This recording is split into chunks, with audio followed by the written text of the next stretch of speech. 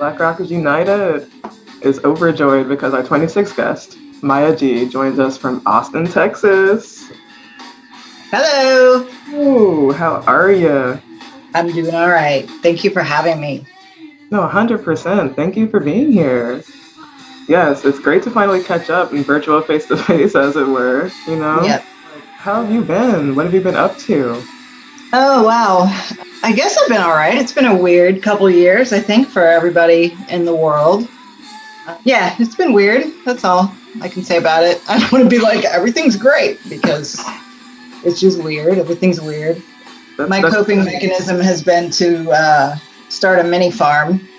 So you might have noticed with the goats and the donkey and all that, that's my random thing that happened after quarantine and COVID and all that. So I love that. You know, like I can see that art and nature have been a really big part of like therapy for you during quarantine, like before that, but especially during the pandemic. I think because, obviously I haven't been performing much at all in the past few years, and taking care of animals for me is an expression of motherhood, which is an expression of creativity. So yeah, I'm not sure, but it feels right. I think the goal is to end up on a ranch where there's a bunch of random misfit animals and also possibly a performance space.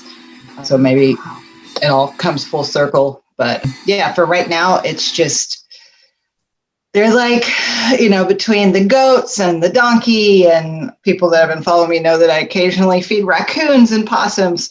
They're like alien Muppet things that I relate to more than most humans. So. So real. That is the realest thing I've heard in a while, because sometimes animals are just very direct, and there's not much like of that verbal conversation that you can understand, but it's like, okay, right. we can hang out and just share this space together. Thank you, raccoon. Yeah, exactly. And they're just weird. It's just like being a cast member on the Dark Crystal or Labyrinth every night, you just I open my back door and there's goblins, and that's pretty cool. So it's a very uniquely like Texas experience as well. I don't know anybody else in Texas who's doing that. I mean, maybe the farm thing, but usually when people have farms, it's for like a reason. Even people on my block, when they see me walking the donkey, they're like, so why do you have a donkey? Like, what is the like, people understand a horse, I guess, because you ride it, but no, I'm just walking him. Like, no one knows why I have him other than to wake the neighborhood up in the morning. I'm like, I don't fucking know. Like, why is I don't know. I'm embracing my roots, all right? Like, this is what I want. I was promised this donkey. That's right. Oh, that's right. Okay. So let's tell everyone who Maya G is. You are a visual creator, you're a musical artist, nature enthusiast, and a rocker. Originally from St. Louis, Missouri, Midwest. Oh, wow. You've done your homework. Yes. Yeah, I mean, I was born in St. Louis, but I don't really recall much about it. I would go there for summers. But yeah, I grew up in Texas primarily, went to school, performing arts high school in Dallas. Erykah Badu was one of my schoolmates. Roy Hargrove was one of my schoolmates. It was a cool school. I went there for theater. I wanted to go for music, but it was one of those programs where like, at the time I didn't appreciate this, but in the music program, I was just learning guitar when I was just starting high school. And in the music program, you would have to either learn jazz or classical and music theory and all that stuff. And at the time, I was into like Joan Jett and the Ramones, and that sounded like some bullshit, Now I wish I would have appreciated that more, but I still wanted to go to the school, but I didn't want to deal with music class being math, and so I studied theater, which is relevant. That is where I learned how to be on stage, and you learn the art of performance, and you learn things like costume and writing and a lot of facets to theater other than just standing on stage. So improv and playwriting was my favorite. Nice. Set building, all of that very practical stuff that I might not have gotten in a regular school, But yeah, from there, didn't go to college, started my first band right away in 1990, and then moved to New York City by 94. Wow. Yeah. So like basically as soon as you could and as soon as you learned guitar, you fronted your first band. Yes. Wow. Yeah. It was I was 17. My first band was called What She Said, which was something that the bass player Steve Berg used to say that all the time, and I hadn't heard it before. This was 7,000 years ago. Since it was me and three guys and I was the vocalist, I thought that was cute. So my first band was called What She Said. Wow. And it was me and three guys from a rockabilly band. So listening back, I found a recording a few years ago and it sounded like rockabilly. I didn't perceive that at the time. But yeah, then later I went to New York City. And when I first got to New York, I ended up in someone else's band. I ended up being like the front person without my guitar of an all-girl band, which ended badly. But eventually I ran into, I knew the guys from Funk Face. And they ended up backing me up when I was kicked out of that first band, thankfully, looking back. But yeah, the guys from Funk Face backed me for a while, and that's about the most badass band that anybody could be working with. So I lucked out there, and like to this day, they're probably my favorite band. That's just a really cool, very talented group of guys. Yeah. So like if when I go back to New York to play again, they're all standing by waiting, I think.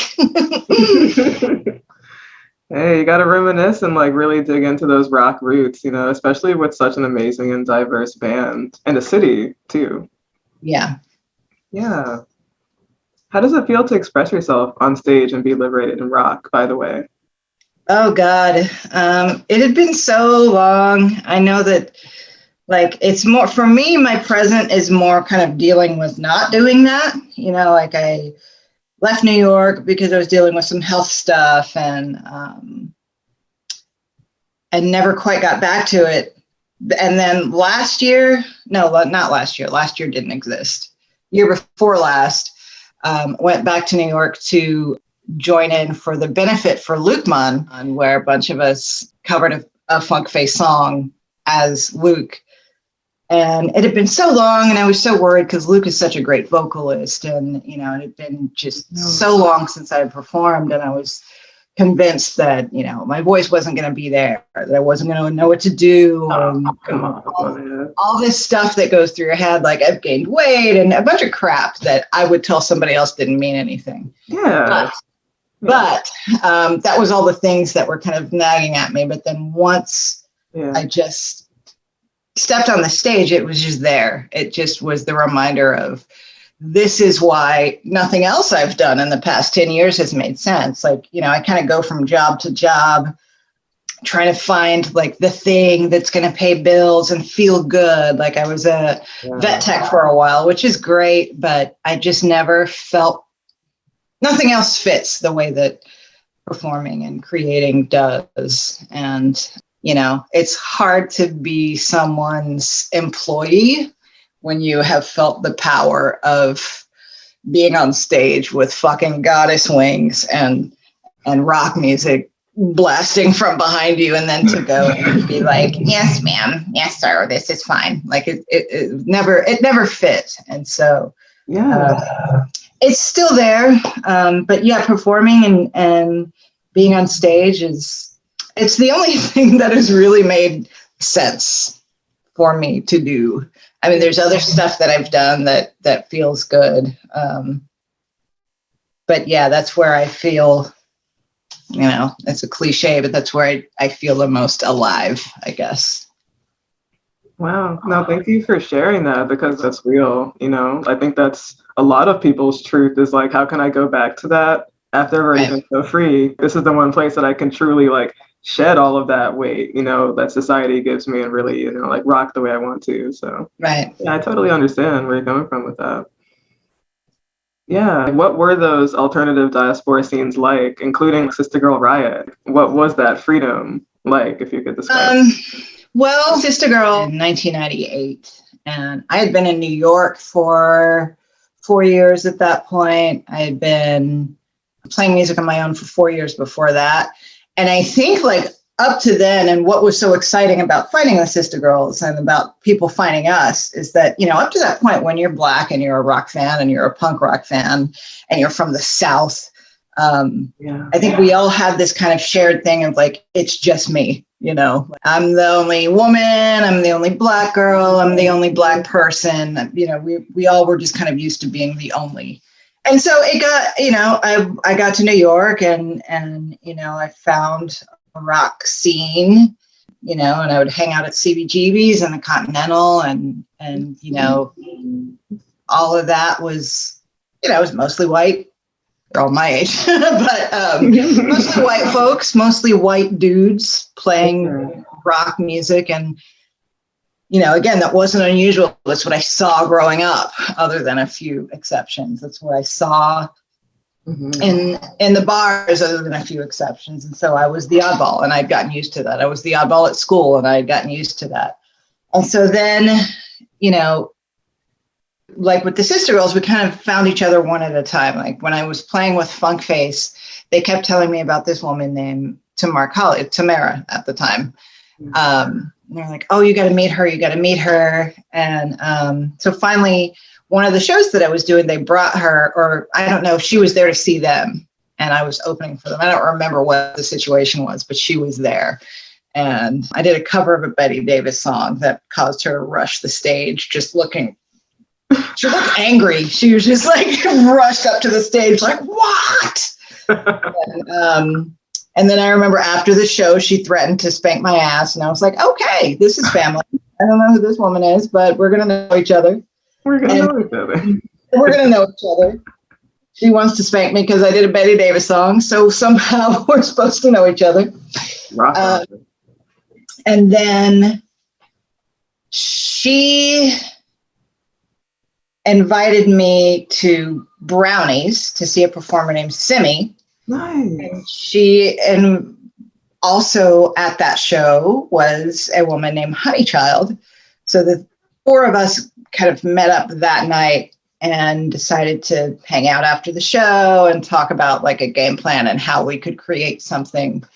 And so, yeah, it was very exciting to kind of discover other people that were like you, but I had no idea what the impact would be that first time that we did a show all together, you know. And it wasn't like when people see the images of the four of us together, it looks like a band. And of course it was four separate musicians, very different styles. But when we did a show all together, like I was saying, up to that point, most of the rock bands that I had seen were white. Most of the rock crowds that I had seen were white.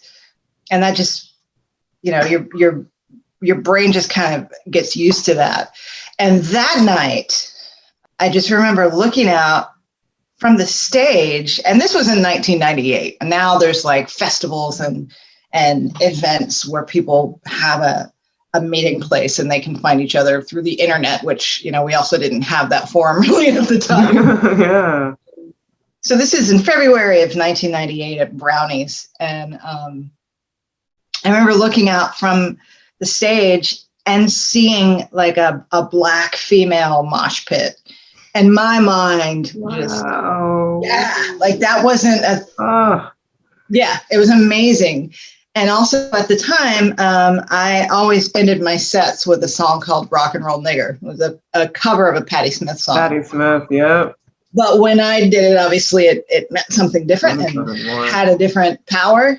Yeah. And every time I did that song, white crowds didn't know how to feel about it, which was awesome.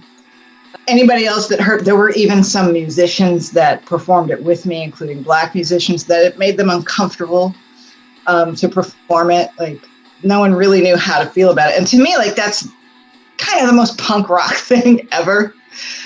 And so when I played it that night, I remember thinking like, okay, this is really my first Black rock crowd. Like what is this song going to do? I remember when it got towards the end of the set thinking like, okay, fuck it. Let's just see what happens.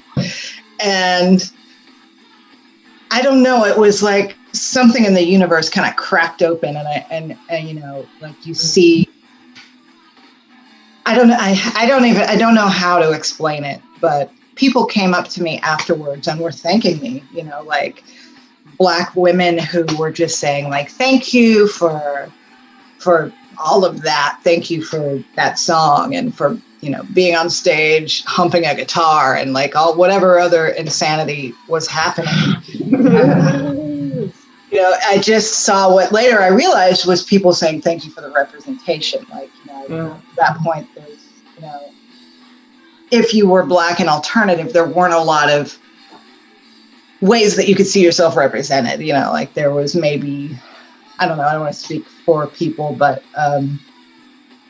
yeah, I don't know. I don't know that up to that point there was this blast of Black female rock energy for people to connect with. And it was like a religious experience that night.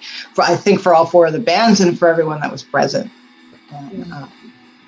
Yeah, and I feel like in the years that came after that, a lot of things started to open up and a lot of things changed. The James Spooner film happened several years after that, which led to other things, which led to some other things. I remember, you know, because all of this is happening in New York City where there's stylists everywhere and there's, you know, people that pick up on, you know, what's going on the underground. Yeah. Not long after we started doing our thing, I started to see like, you know, it was the first time that you'd see like R&B singers dressed rock, even if they weren't doing rock. Their stylist was picking up like, oh, here's something cool. Like, what if we put, I don't know. I can't. I totally understand where you're you know what I mean? from. Like people wearing like glitter Iggy Pop shirts and stuff like that. Yeah. And I remember being like, what's going on? And like But sometimes yes. it makes sense, the intersection, because so many of us that listen to R&B also listen to like goth music like Bauhaus and stuff like that. And then obviously sometimes it's like, is Jagged Edge really listening to Right. Yeah. And again, especially that, you know, 20 whatever years ago, like there were just people who their stylist was changing their aesthetic more than anything. But yeah, I think that movement, I guess, opened the door for a lot of things that came afterwards. So It did, and because so much of the current era depends on seeing it, the visual evidence, you know, like we're like Pixar, it didn't happen. You wouldn't know unless you talk to you know, or you talk to Honey Child or Simi or like Timar and be like, what is Sista Grrrl Riot, you know? Yeah. Yeah, absolutely. Yeah, and it's interesting because, I mean, in a lot of ways, I'm, you know, just for other personal reasons, I'm glad there weren't cameras everywhere in the 90s, but but I mean, as far as like capturing, you know, the music and some of that stuff, like there's the contrast between then and now, and like the advent of cell phones and camera phones and all of that, where everybody's a photographer and every event is captured. It's maybe it's because I'm old, but it seems so fast. No, it is. Yeah. Like I remember at CBGB's, there was a video camera mounted behind the sound booth where bands could pay, I don't remember what it was, $100 or something like that. And they would record the show, but like from this mounted grainy, you know, VHS recorder. And I never did that. And, you know, so like trying to find footage from back then for me has been difficult. Yeah. But anyway, yeah, it was definitely a really powerful moment. And I really wish there was more tangible evidence, because I feel like the Sista Grrrl movement and that story of that day and the four of us, which come from, you know, so many different backgrounds, I think it's a really important and really interesting story. Extremely interesting story. Yeah. Yeah. It's very much the diaspora reaching out to each other. I think it's like, I see you, sister, you know. I think the child said something like she saw Tamar, or Tamar saw her, and she's like, I didn't talk to you before, but like I recognize you as an alternative Black person. And I was like, that is, you know. That's what it's all about. Yeah, it was definitely this, like, you know, the Avengers assemble, like join different powers, and then it just blew a hole in the sky. Yeah, it was a special time. somewhere there's footage. I know at least a few years later, James Spooner was everywhere with his camera crew. I feel like there were cameras around, so it's somewhere. Yes.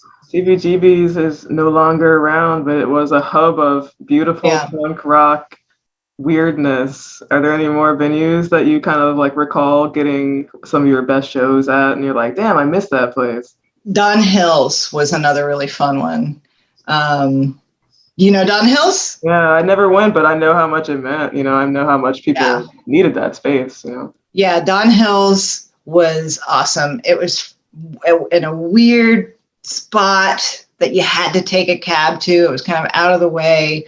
That was the first place, and again, this is 90s, this is way back. It was the first place for me that I saw, I remember Thursday nights was a party called Squeezebox, and it was basically, you know, it was a glam rock night, but it was specifically a gay rock night, and it was such a bizarre cross-section of things that, you know, kid from Texas had never combined in my brain, you know, where there was like a house band doing covers with performers that were in drag, but it was like punk rock drag. It was like, instead of, you know, Cher or Tina Turner, it was, you know, like Joan Jett or, you know, just stuff like that, like drag queens, but with a green mohawk and all of that stuff, which now I feel like, you know, TikTok and all of that, things like that are easier to find. But again, pre-internet and pre-inclusivity, that kind of energy,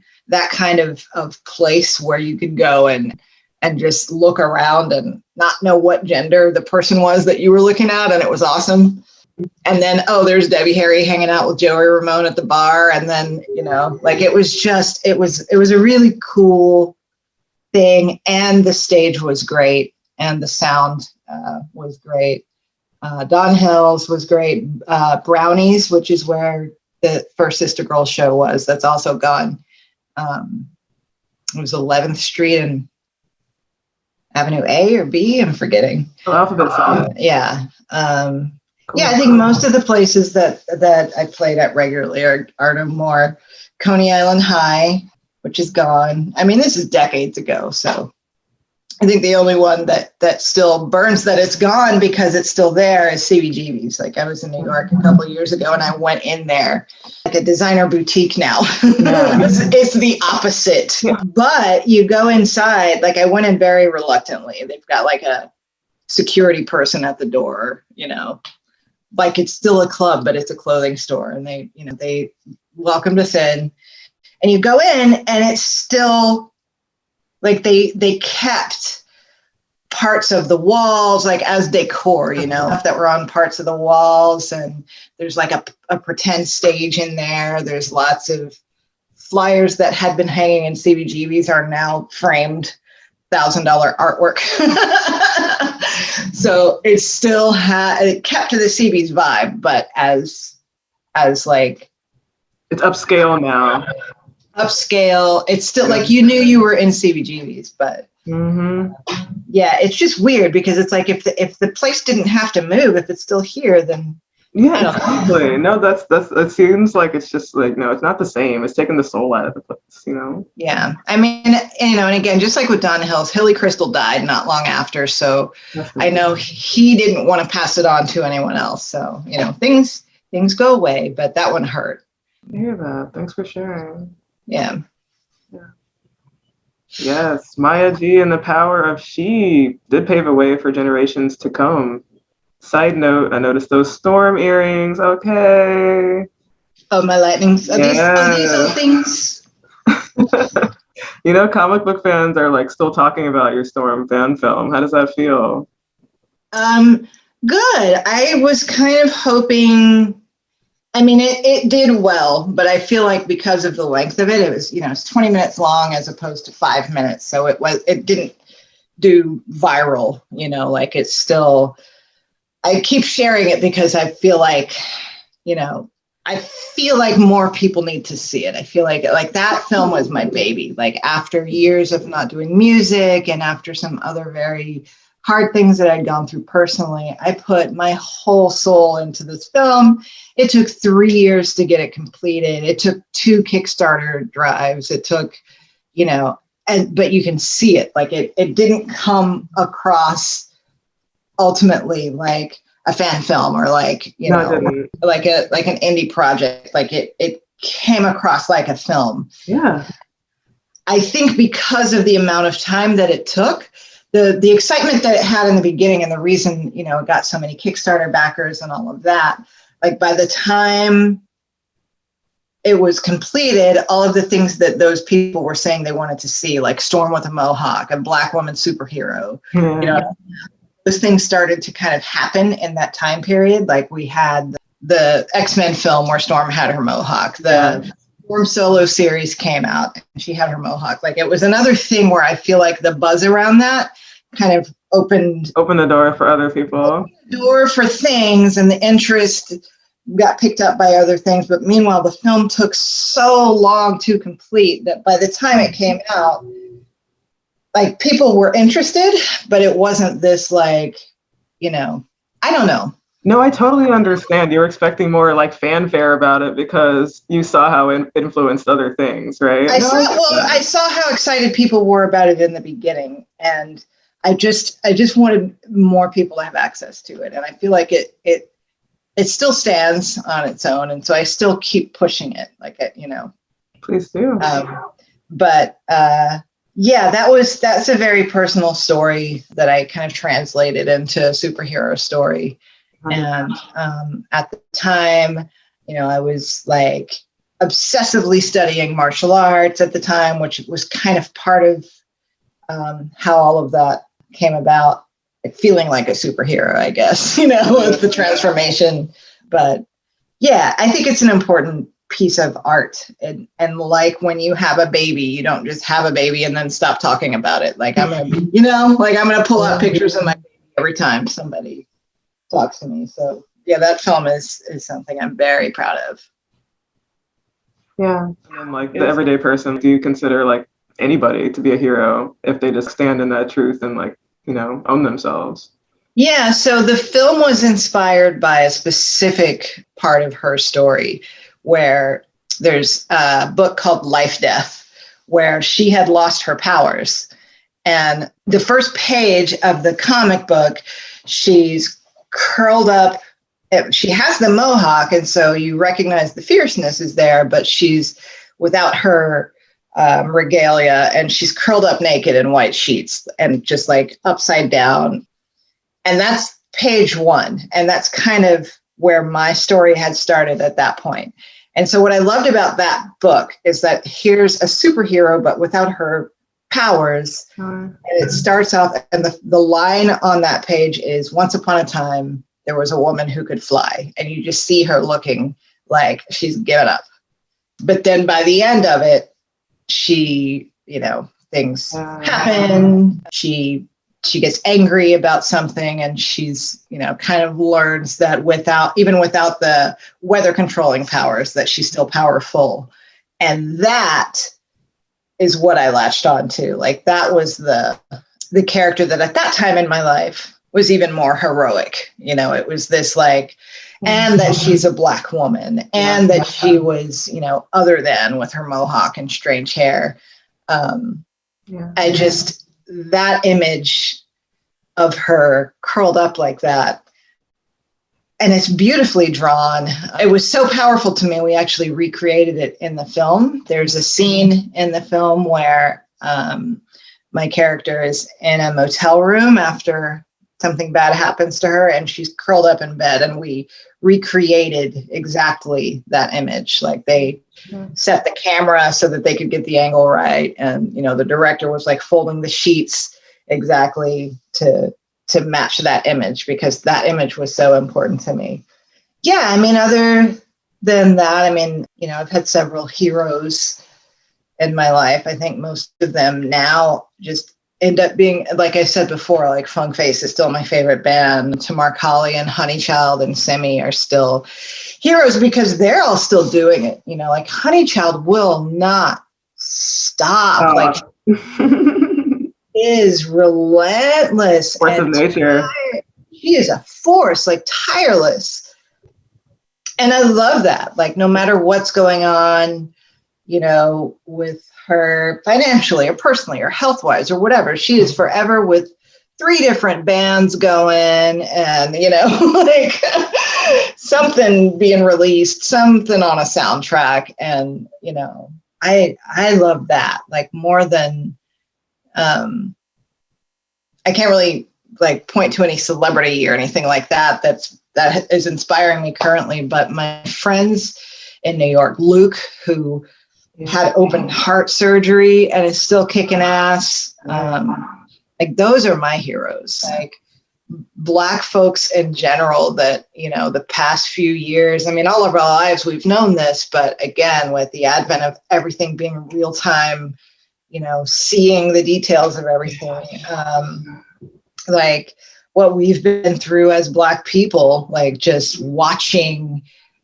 other Black folks being assassinated in front of us, and then jury saying, nah, it's all right, you know, like going through all of that, and then you still got to go to work and you still have to drive down the street, and like that's heroic, you know. And like people like you, like being creative and creating a forum to share other people's stories, that's heroic, you know. And I think, you know, like, it's hard to point at a celebrity, or I mean, I'm also old, so there's not like a celebrity idol that I have anymore, but I think that's cool. You construct the whole celebrity thing, you know, like, you know. I mean, not even, I get why it is necessary. I get why it's there, you know, because somewhere there's a 12-year-old kid who is stuck in their small town or in their, you know, small-minded family or whatever. And, you know, maybe there is a superhero or a celebrity or an outspoken rapper or whatever who's